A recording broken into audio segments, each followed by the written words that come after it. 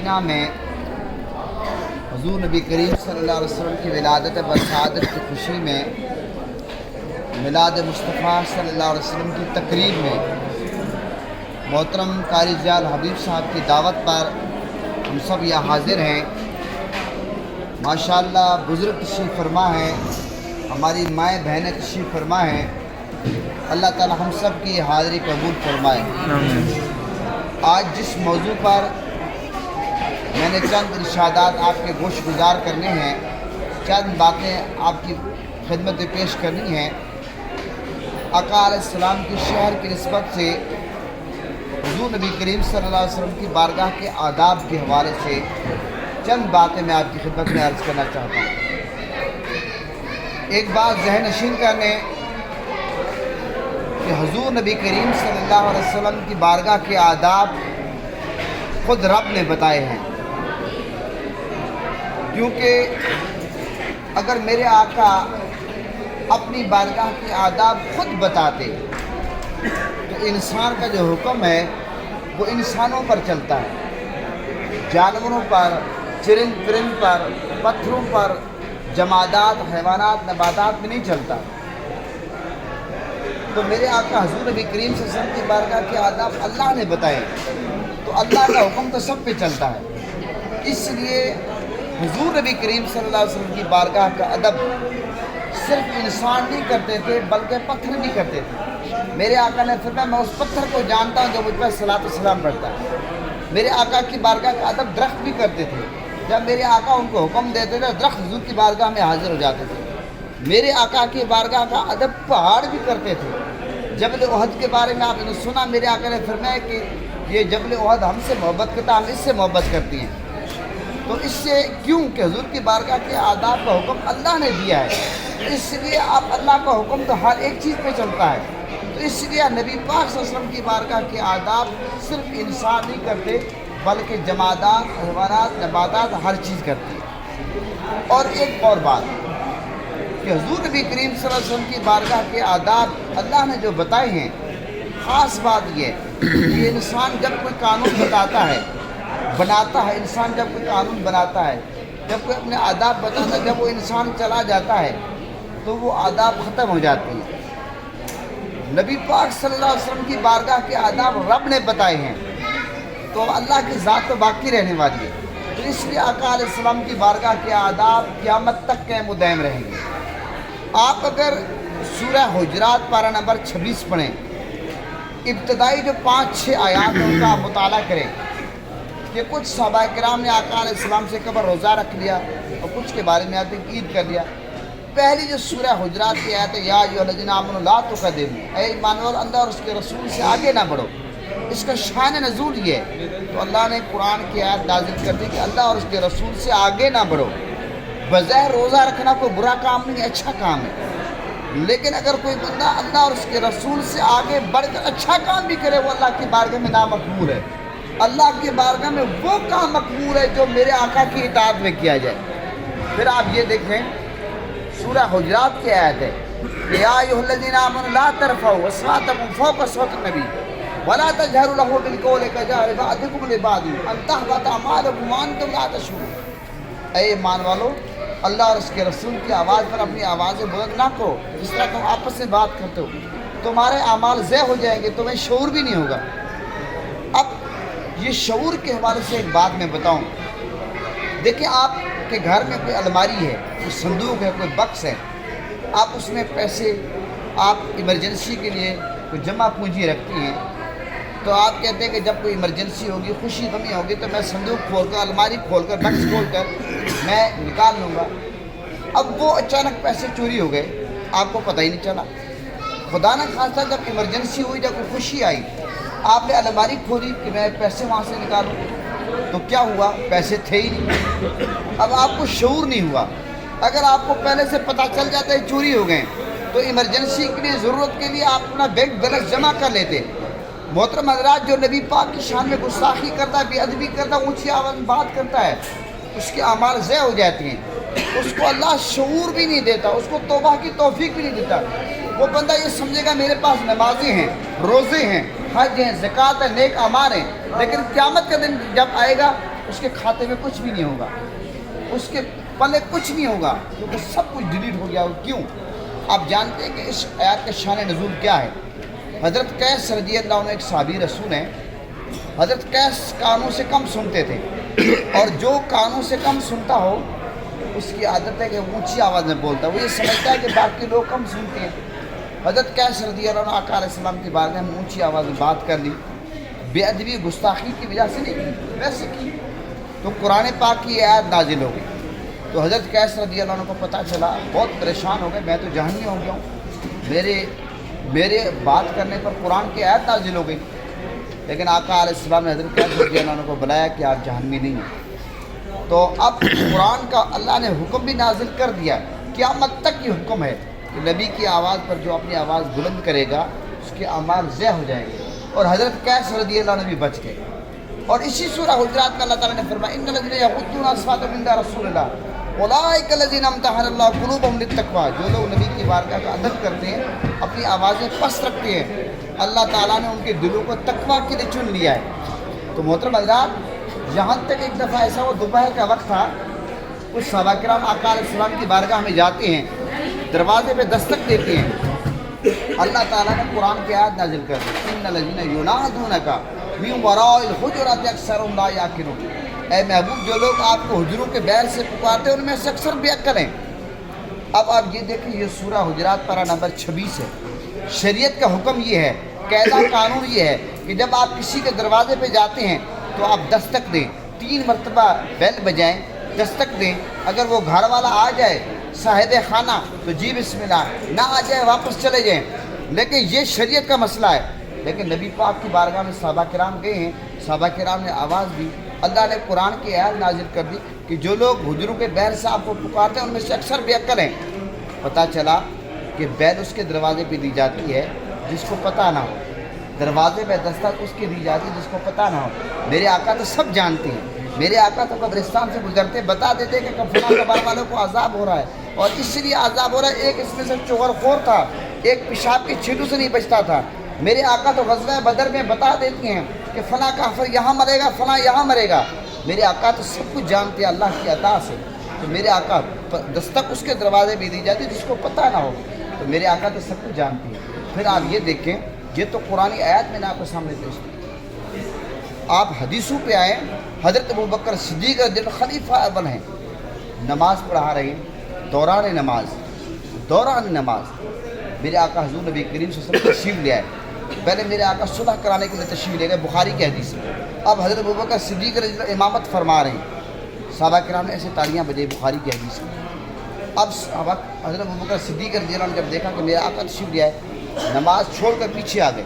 میرے آقا نے حکم دیا صدیق اکبر نماز مکمل کرو، لیکن حضرت ابوبکر صدیق نے نماز مکمل نہیں کی، نماز چھوڑ کر پیچھے آ گئے.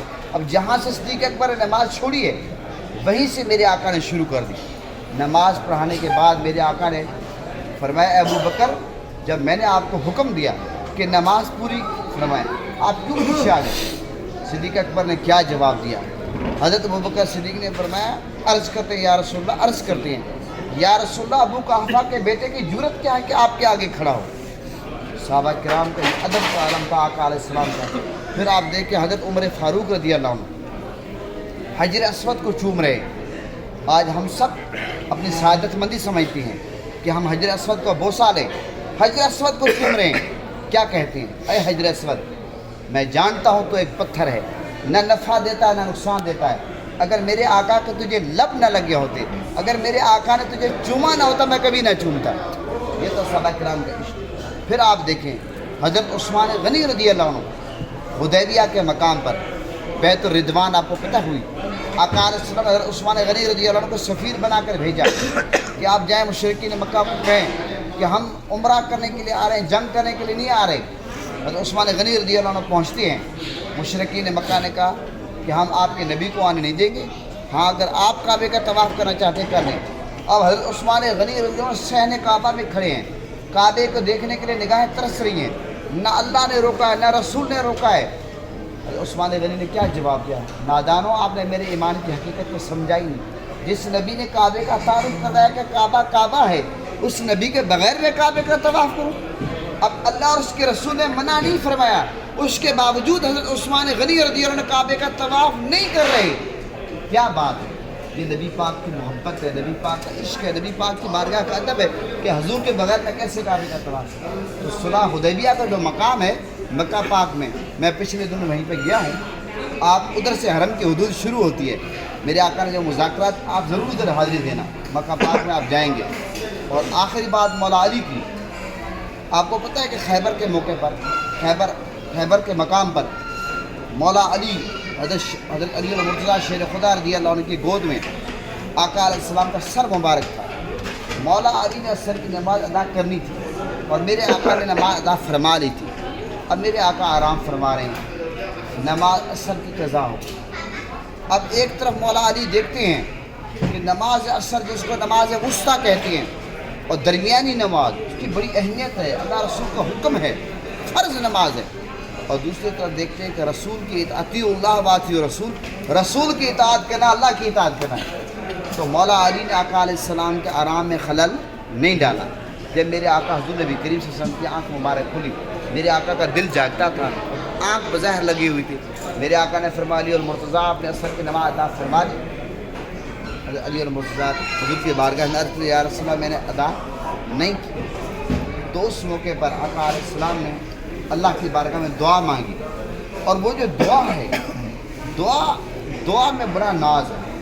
آقا علیہ السلام اللہ کی بارگاہ میں عرض کرے یا اللہ علی نے آپ کی اطاعت کی، آپ کے نبی کی اطاعت کی ہے، سورج کو واپس پلٹا دے. تو ڈوبا ہوا سورج راضی کہتے ہیں کہ پلٹ آیا. مولا علی نے عصر کی نماز ادا فرمائی. اب اس موقع پر اس لیے جو خطیبانہ ایک نکتہ ہے، کہتے ہیں کہ اس کے موقع پر مولا علی کے پاس دو مفتی آئے. ایک عقل کا مفتی تھا، کہتا تھا حضور کو بیدار کو نماز قضا ہو رہی ہے. اور ایک عشق کا مفتی تھا، وہ کہتا تھا نمازیں جو قضا ہوں پھر ادا ہوں، نگاہوں کی قضائیں کب ادا ہوں. تو عشق جیت گیا، عقل ہار گئی. تو یہ تھا خلفائے راشدین کا ادب. حضرت عباس رضی اللہ عنہ جو رشتے میں میرے آقا کے چچا ہیں، آپ کو پتہ حضرت عباس رضی اللہ عنہ. ایک دفعہ میرے آقا علیہ السلام نے اپنے چچا حضرت عباس سے پوچھا، یہ بات سننے والی ہے، پوچھا کہ اے میرے چچا آپ بڑے ہیں یا میں بڑا ہوں؟ حضرت عباس نے جواب کیا دیا، یہ سنہری حروف سے لکھنے والا جواب. حضرت عباس نے اس موقع پر عرض کیا حضور کی بارگاہ میں یا رسول اللہ بڑے تو آپ ہیں، میں آپ سے پیدا پہلے ہوا ہوں، اب چچا ہیں، میرے آقا بھتیجے ہیں، چچا تو بڑا ہوتا عمر میں. لیکن جواب میں ادب دیکھیں، صحابہ کرام اس قدر ادب کرتے تھے. یہ جو آپ باب السلام سے انٹر ہوتے ہیں، باب السلام سے حاضری کے لیے انٹر ہوتے ہیں، باب السلام کے ساتھ ایک گھر ہے، چھوٹا سا دروازہ بنا ہوا، یہ آپ کل دیکھنا غور سے، ابھی جا کر حاضری دینا. تو یہ حضرت عباس رضی اللہ عنہ کا گھر تھا، ماشاءاللہ ابھی بھی گھر ہے ماشاءاللہ. تو باب السلام سے انٹر ہوتے ہوئے اور اس گھر میں حضرت عباس رضی اللہ عنہ رہتے تھے. تو اوپر پرناوا امیر المومنین حضرت فاروق اعظم رضی اللہ عنہ جمعے کے دن نماز کے لیے تشریف لائے. تو حضرت عباس کے گھر میں کوئی چوزہ ذبح کیا، کوئی مرغہ ذبح کیا، چوزہ ذبح کیا، صحن کو دھویا. تو جب صحن کو دھویا تو بلڈ مکس ہو گیا، وہ چوزے والا مکس جو ذبح کیا ہے وہ اور پانی مکس ہو گیا. حضرت فاروق اعظم رضی اللہ عنہ کے کپڑوں پہ پڑا. تو فاروق اعظم نے حکم دیا کہ اس پرنالے کو ہٹا دو. جب پرنالہ ہٹا دیا گیا، آپ امیر المومنین. بعد میں حضرت عباس رضی اللہ عنہ نے حضرت فاروق اعظم کی خدمت میں عرض کیا امیر المومنین آپ کے حکم پر یہ پرنالہ ہٹا تو گیا ہے، ہٹا دیا گیا ہے، لیکن یہ میں عرض کر دوں کہ یہ پرنالہ آقا علیہ السلام نے اپنے ہاتھوں سے خود لگایا، خود میرے آقا نے لگایا. تو اس موقع پر آپ کو پتہ ہے فاروق اعظم نے کیا کیا؟ حضرت فاروق اعظم رضی اللہ عنہ نے فرمایا اب مسئلہ یہ ہے کہ آپ میرے کاندھوں پہ سوار ہو کر یہ پرنالہ لگائیں. یہ تھا صحابہ کرام کا ادب. میرے آقا وضو فرماتے تھے، صحابہ کرام پانی نیچے نہیں گرنے دیتے تھے. حجام میرے آقا کی حجامت کرتا تھا، صحابہ کرام ایک بال نیچے نہیں گرنے دیتے تھے. حضرت خالد بن ولید رضی اللہ عنہ آپ کو پتہ ہے آقا علیہ السلام کا بوئے مبارک اپنے ٹوپی میں سلا کر رکھتے تھے. جس جنگ میں جاتے تھے ٹوپی پہن کے جاتے تھے. ایک جنگ میں ٹھوکر لگنے سے ٹوپی گر گئی. حضرت خالد بن ولید رضی اللہ بہت بڑے جرنیل جو ٹوپی کی تلاش میں ہیں. صحابہ کرام پریشان کہ حضرت خالد بن ولید رضی اللہ ہر جنگ میں آگے ہوتے تھے، آج ٹوپی کی تلاش میں ہیں. خالد بن ولید نے صحابہ کرام سے فرمایا کہ اس ٹوپی میں آقا علیہ السلام کا منہ مبارک ہے، بال مبارک ہے، جب تک یہ ٹوپی میں سر پہ نہیں پہنوں گا میں جنگ جیت نہیں سکتا۔ یہ تھا صحابہ کرام کا ادب۔ آج ہم سب خوش نصیب ہیں کہ آقا علیہ السلام کے شہر میں بیٹھے ہیں۔ یہ چند بالکل قدموں کے پر مسجد نبی شریف آقا علیہ السلام کا روزہ ہے۔ ہماری خوش نصیبی ہے اور قاری ضیاء الحبیب صاحب مبارکباد کے مستحق ہیں کہ حضور کے شہر میں انہوں نے میلاد مصطفیٰ کا اہتمام کیا، اور آپ سب ماشاءاللہ اس میں شریک خواتین و حضرات، ہم سب کو روزہ رسول کا ادب کرنا چاہیے۔ حضور کی بارگاہ میں جب حاضر تھے، آج لوگ سلفیوں کے چکر میں پڑ جاتے ہیں اور لوگ جوتے اندر لے کر جاتے ہیں، جوتے بیر رکھو۔ کوئی بندہ نبی پاک کے روزے میں جوتا پیٹ نہیں کریں گے روزہ رسول کی طرف، آواز بلند نہ ہو۔ ایسا نہ ہو کہ ہم عمرہ حج کریں، اللہ معاف فرمائے کہ ہمارے سارے اعمال ضائع ہو جائے، ہمیں پتہ ہی نہ چلے۔ حضور کی بارگاہ وہ بارگاہ ہے، آداب کو مد نظر رکھنا، ادب کے بغیر دین کھوکھلا ہے۔ نبی پاک صلی اللہ علیہ وسلم سے نسبت رکھنے والی ہر چیز سے کا ہم نے ادب کرنا ہے۔ وہ نبی پاک صلی اللہ علیہ وسلم کے صحابہ ہوں، صحابہ کا ادب اس لیے کرنا ہے کہ وہ نبی کے صحابہ ہیں، نبی پاک کی اہل بیت کا، نبی پاک کے خاندان کا، نبی پاک کے خاندان کا احترام اس لیے کرنا ہے کہ پنجتن پاک نبی پاک کا خاندان ہے۔ نبی پاک کے ازواج محترمات جو امت کی مائیں، ان کا احترام اس لیے کرنا ہے کہ وہ نبی پاک کی گھر والی ہیں، امت کی مائیں ہیں۔ نبی پاک صلی اللہ علیہ وسلم کی سنتوں کا احترام، نبی پاک کو اسوہ سیرت کا احترام اس لیے کرنا ہے کہ نبی پاک کی سیرت ہے۔ تو نبی پاک صلی اللہ علیہ وسلم کی سے نسبت رکھنے والی ہر چیز کا ہم نے احترام کرنا ہے۔ محترم حضرات، اس چیز کو ادب کہتے ہیں۔ آج افسوس ہم ادب سے خالی ہوتے جا رہے ہیں، تو میں یہی گزارش کروں گا، خدا را جب آپ روزہ رسول پہ حاضری دیں، آداب کو ملحوظ خاطر رکھیں اور اس میسج کو عام کریں، اس میسج کو عام کریں۔ اور دوسری گزارش کہ حضور کی بارگاہ سے جو خیرات مانگیں، دعا کریں کہ یا اللہ ہمیں ادب عطا فرما۔ وہ والدین کا ادب ہو، وہ بزرگوں کا ادب ہو، وہ صحابہ کرام کا ادب ہو، اہل بیت کا ادب ہو، وہ پنجتن پاک کا ادب ہو، وہ اولیاء کرام کا ادب ہو، وہ بزرگوں والدین کا ادب ہو، سبحان اللہ، وہ تمام انبیاء کا ادب ہو، وہ امام الانبیاء کا ادب ہو، وہ روزہ رسول کا ادب ہو، وہ خانہ کعبہ کا ادب ہو۔ جب تک ہم ادب نہیں کریں گے، ہم نے بزرگوں کی جو تاریخ پڑھی ہے، بزرگوں کی جو ہسٹری پڑھی ہے، بزرگ مدینہ پاک میں آتے تھے جوتی نہیں پہنتے تھے۔ بزرگ جب نبی پاک کے حدیث امام مالک رحمۃ اللہ علیہ کے بارے میں آتا ہے کہ وہ اگر بچھو نے ایک دفعہ کاٹ دیا، امام مالک رحمۃ اللہ اپنی جگہ سے ہلے نہیں، ساری تکلیف برداشت کر دی، کیونکہ نبی کی حدیث کا احترام کرتے ہیں۔ ہر چیز کا ہم نے احترام کرنا ہے۔ آب زمزم کو کیوں پروٹوکول دیتے ہیں؟ یہ حضرت اسماعیل علیہ السلام کی ایڑی سے یہ نکلا ہے، تو آب زمزم کا پروٹوکول یہ ہے کہ کھڑے ہو کر پیے۔ تو ساری بات ادب کی ہے۔ افسوس اس وقت معاشرے میں ادب کم ہوتا جا رہا ہے دن بدن۔ تو میرے لیے خوش نصیبی ہے، میرے لیے اعزاز ہے، میں نے بے شمار تقریریں کی 14-15 سال سے میں خطابت کر رہا ہوں۔ میں اسلام آباد میں محکمہ اوقاف کا خطیب ہوں الحمدللہ، بڑی مرکزی مسجد میں ہوں الحمدللہ، پروگرام کرتا ہوں، ٹیلی ویژن پہ پروگرام کرتا ہوں، سوشل میڈیا پہ۔ لیکن یہ جو میں خطاب کر رہا ہوں نبی پاک صلی اللہ علیہ وسلم کے شہر میں، اور بالکل چند ہی قدموں کے فاصلے پہ مسجد نبی شریف و روزہ رسول کے، میں یہ سمجھتا ہوں اس سے بڑا میرے لیے اعزاز، اس سے بڑا میرے لیے کوئی اعزاز نہیں ہے، اور آپ کے لیے اس سے بڑا اعزاز نہیں ہے کوئی۔ یہ بات یاد رکھیں۔ یہ مخصوص تعداد میں لوگ بیٹھے ہیں، خواتین و حضرات، لیکن میں سمجھتا ہوں کہ اگر 1 لاکھ کا مجمع بھی ہو، 1 لاکھ کے مجمع سے یہ افضل ہے، کیونکہ نبی کی شہر میں بیٹھے ہیں۔ تو آپ خوش نصیب ہیں، میں آپ کو مبارکباد پیش کرتا ہوں، آپ خوش نصیب ہیں۔ اللہ تعالیٰ میری اور آپ سب کی حاضری قبول فرمائے، اور جن لوگوں نے ہمیں دعاؤں کے لیے کہا ہے، ہمیں ان کے لیے دعا کرنی چاہیے۔ مولا ہم تو اس قابل نہیں ہیں کہ ہماری دعائیں قبول ہوں، لیکن مولا ہماری عزت کی لاج رکھ دے۔ لوگوں نے ہمیں دعاؤں کے لیے کہا ہے، وہ لوگ ہم سے پوچھیں گے آپ نے دعا کیے، مولا ہماری عزت کی ایسی لاج رکھ لے نبی پاک سب گنبد کے صدقے، روزہ رسول کے صدقے۔